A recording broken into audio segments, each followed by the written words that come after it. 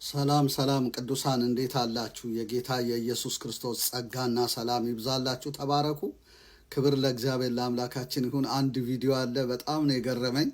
እስቲ ይሄን ቪዲዮ እንከታተልና እመለሳለሁ። ጌታ አምላክ ይባርካችሁ። ተባረኩ።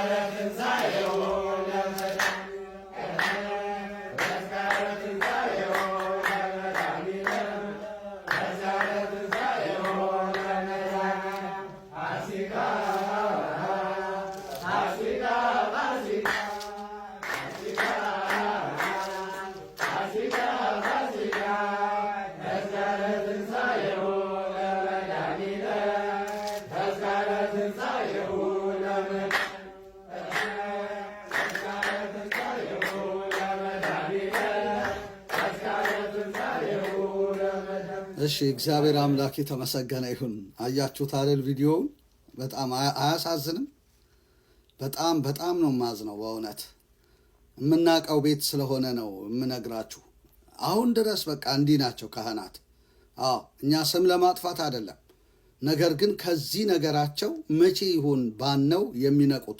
መጽሐፍ ሲናገር ምንድን ነው የሚለው? ኤፌሶን ምዕራፍ 5 ቁጥር 18 ጀምሮ ስናነብ መንፈስ ይሙላባችሁ እንጂ በወይን ጠጅ አትስከሩ፣ ይህ ማባከን ነውና፣ በመዝሙርና በዝማሬ በመንፈሳዊ ቅኔ እርስ በርሳችሁ ተነጋገሩ፣ ለጌታ በልባችሁ ተቀኙ እና ዘምሩ እያለ ነው የሚለው።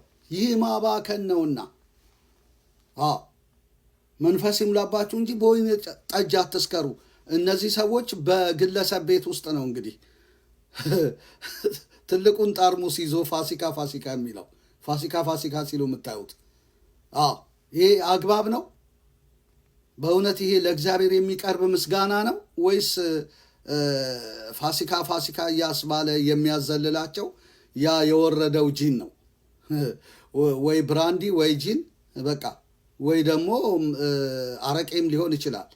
እና ያንን አይተው ነው እንግዲህ እነዚህ ካህናት እያጨበጨቡ እያሸበሸቡ ያሉት እንጂ በመንፈስ አይደለም። መንፈስ ይሙላባችሁ እንጂ በወይን ጠጅ አትስከሩ ነው የሚለው። እና ይህ ማባከን ነውና ይሄ የማባከን ስራ ነው እንጂ እግዚአብሔርን የሚያከብር ስራ አይደለም። እግዚአብሔር መለኪያ ይዛችሁ ብርሌ ይዛችሁ የአረቄ ጠርሙስ ይዛችሁ ፋሲካ እያላችሁ ዘምሩ አላለም።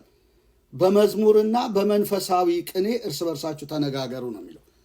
መዝሙርና መንፈሳዊ ቅኔ የት ነው?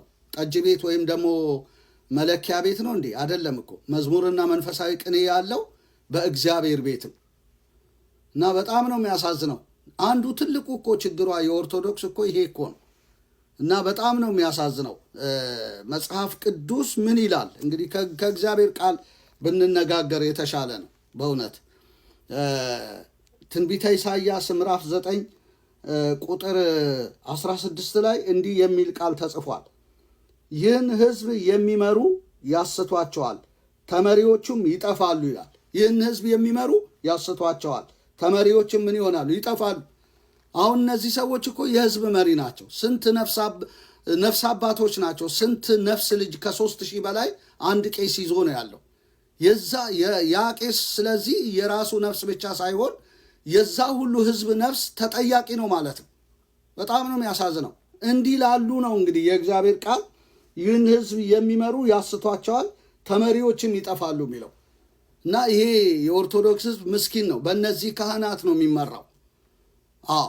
እና እነሱ ስተው ሕዝብን እያሳቱ ወይም ደግሞ እያጠፉ ያሉ ናቸው።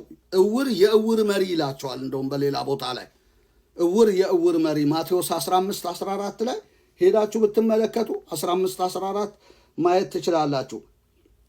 ተዋቸው፣ እውሮችን የሚመሩ እውሮች ናቸው። እውር እውርን ቢመራው ሁለቱም ወደ ጉድጓድ ይወድቃሉ አለ ብሎ ይናገራል። ተዋቸው፣ እውሮችን የሚመሩ እውሮች ናቸው። ስለዚህ እነዚህ ሰዎች ታውረው ህዝብንም ያወሩ ናቸው። የእውር መሪ በጣም ነው ማዝነው። መጽሐፉ ነው የሚለው፣ እኔ ልናገራቸው ብዬ አይደለም። ተግባራቸው ያስብላቸዋል። የሚገርማችሁ ነገር እና ለእነዚህ ነው እንግዲህ ህዝብ መገዛት ያለበት። እነዚህ መማር ነው ያለባቸው፣ ወይ ደግሞ አለበለዚያ ቤተ ክርስቲያኒቱን ለቀው ነው መሄድ ያለባቸው። በቤታቸው ደጀ ሰላም ሳያንሳቸው እዛ ተስካር ሙት ዓመት እየበሉ እየጠጡ እዛ ደጀ ሰላም መስከርና በመለኪያ መደባደብ ሳያንሳቸው መጠጥ ቤት ሄደው ፋሲካ እያሉ እንዲህ እያሉ ነው እንግዲህ የህዝብ መሪ ነን፣ ኦርቶዶክሳዊት ንጽሕት ርትዕት ቅድስት ሃይማኖት። እንዲህ አይነት ነገር አለ እንዴ? ይሄ ነው ቅድስና? ይሄ ነው ርትዕት የቀናች? በጣም ነው የሚያሳዝነው። እና እንዲህ አይነቶችን ሰዎች አስተምሮ ወደ ጌታ ማምጣት ሲገባ፣ ህይወታቸው እንዲለወጥ መንገድ ሲገባ፣ ብዙዎችን ወደ ጽድቅ የሚመሩ ሰዎችን ቤተ ክርስቲያኒቱ ግን ዛሬ ድረስ በመቃወም ትገኛለች። በእኛ ሳታባራ ማለት ነው። እኛ እኮ የኦርቶዶክስ ካህናት አገልጋዮች ነን። እኛን ያሳደደች፣ ከኛም በኋላ ብዙ የተሳደዱ፣ ኧረ ከኛም በፊት ብዙ መከራ የተቀበሉ ከአባ እስጢፋኖስ ጀምሮ 14ኛው ክፍለ ዘመን ስንቱ ነው የታረደው? አፍንጫው ተፎንኖ ምላሱ ተቆርጦ። ለወንጌል ሰው ሲነሳ በአጭር ነው የሚቀጩት። በጣም የሚያሳዝነው እና ነገር ግን ወንጌል የገባቸው ናቸው ወደ ጽድቅ ሰዎችን የሚመሩት፣ የእውር መሪ አይደሉም። ትንቢተ ዳንኤል 12 ቁጥር 3 ላይ ሄዳችሁ ብትመለከቱ ጥበበኞችም እንደ ሰማይ ጸዳል ብዙዎችንም ወደ ጽድቅ የሚመልሱ እንደ ከዋክብት ለዘላለም ይደምቃሉ።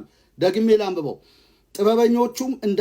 ጥበበኞቹም እንደ ሰማይ ጸዳል ብዙ ሰዎችንም ወደ ጽድቅ የሚመልሱ እንደ ከዋክብት ለዘላለም ይደምቃሉ። እግዚአብሔር ዛሬ የሚፈልጋቸው ሰዎች ብዙዎችን ወደ ጽድቅ የሚመልሱ እንደነ አቡነ ገብርኤል ያሉ ሰዎችን ነው። አትደንግጡ፣ ማርያም ቤዛዊት ዓለም አትባልም የሚሉ ኢየሱስ ቤዛችን ነው ብለው የሚሰብኩ ሰውን ከቤዛው ጋር የሚያገናኙ ከሞተለት ጋር የሚያገናኙ ስለ ኃጢአቱ ሞቶ እርሱን ስለ ማጽደቅ ከተነሳለት ከኢየሱስ ጋር ህዝብን የሚያገናኙ ዛሬ የሚያስፈልጉን እንደ አቡነ ገብርኤል እንደነ አቡነ በርናባስ ያሉ ናቸው እንጂ እዚህ ጠጅ ቤት ለጠጅ ቤት፣ መጠጥ ቤት ለመጠጥ ቤት ፋሲካ የሚሉ ካህናት ለእኛ አስፈላጊዎቻችን አይደሉም። እነዚህ ራሳቸውን ያላስተካከሉ የእውር መሪዎች ሆነው እነሱ ጠፍተው የሚያጠፉ ከሆነ ምን መሪ ይባላሉ? ሻሽ ከመጠምጠም መማር ይቅደም ይባላል እንኳን። እና በጣም ነው የሚያሳዝነው ወዳጆቼ። ስለዚህ እግዚአብሔር አምላክ ያንቃን፣ በዚህ እውነት ያንቃን ብዬ ነው የምናገረው። ክብር ለእግዚአብሔር ለአምላካችን ይሁን። ዛሬ ይሄ እውነት ቢገባ አያችሁ፣ ቤተ ክርስቲያኒቱ ብትለወጥ፣ ያቺ ሳምራዊቷ ሴትን ስራዋን እንደጣለች እነዚህም ሰዎች መለኪያቸውን ይጥላሉ። አዲስ ፍጥረት ማንነት ይይዛሉ። ክርስቶስን ተቀብለው ማንም በክርስቶስ ቢሆን 2 ቆሮንቶስ 5:21 ላይ ማንም በክርስቶስ ቢሆን አዲስ ፍጥረት ነው፣ አሮጌው ነገር አልፏል ይላል። ስለዚህ አዲስ ፍጥረት ይሆናሉ። እንደ ሳምራዊቷ ሴት እንስራዋን እንደጣለች፣ የሳምራዊቷ ሴት እንስራማ ውሃ ነው የሚቀዳበት። ይሄ እኮ ህዝብን የሚያሰክር ሚያነሆልል እና ይሄ ያልተጣለ ይሄ መለኪያ ይሄ ብርሌ ያልተጣለ ምን ሊጣል ነው ወዳጆቼ? እና ወንጌል ያስጥላል። ስለዚህ አቡነ ገብርኤልን ከማገትና ጥያቄ ውስጥ ከማስቀመጥ እነዚህን ሰዎች መቀየሩ አይበልጥም? ወንጌል እንዲሰበክ ኦርቶዶክሳዊት ቤተክርስቲያን ብትፈቅድ አይሻልም? እና ያሳዝናል በጣም። ስለዚህ ይሄንን ልላችሁ ነው ዛሬ ማለዳ ወደ እናንተ የመጣሁት። እግዚአብሔር አምላክ ስሙ ለዘላለም ይባረክ። ለዚህ ነው እናንተ ግብዞች ጻፎችና ፈሪሳውያን አንድ ሰው ልታሳምኑ በባህርና በደረቅ ስለምትዞሩ በሆነም ጊዜ ከእናንተ ይልቅ 2 እጥፍ የባሰ የገሃነም ልጆች ስለምታደርጉ ወዮላችሁ። እነዚህ የእውር መሪዎች 7 እጥፍ የገሃነም ልጅ የሚያደርጉ ናቸው። በዛ የሚዞሩ ናቸው። አሁን እነዚህ ካህናት እኮ ይሄ የለመዱት መጠጥ እንዳይቀርባቸው እየዞሩ በየነፍስ ልጆቻቸው የገሃነም ልጅ ያደርጋሉ። መስቀል አትሳለምም እንዴ? ጸበል ልርጭሽ ነይ። ለምንድን ነው እንደዚህ የሆንሽው? ልክ መልካም እረኛ መስለው እውነትን አይነግሩ። በጣም ነው የሚያሳዝነው። እና እግዚአብሔር ይፈውሳቸው። ላለው ሼር አድርጉ። ተባረኩ። ዘመናችሁ ይባረክ። ክብር ለእግዚአብሔር ለአምላካችን